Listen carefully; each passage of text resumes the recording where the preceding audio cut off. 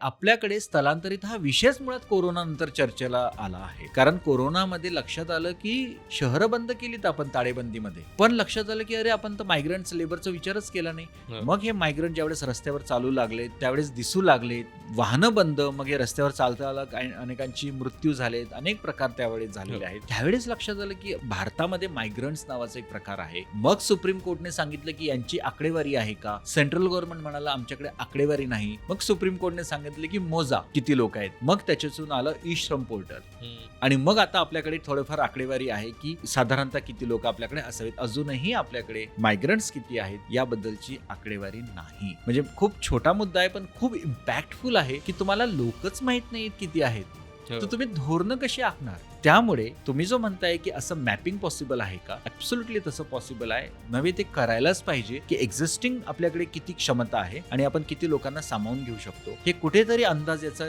यायला पाहिजे. ते जर आला नाही तर हे खूप विस्कळीत, खूप त्रासदायक आणि संघर्षामध्ये होऊ शकतं.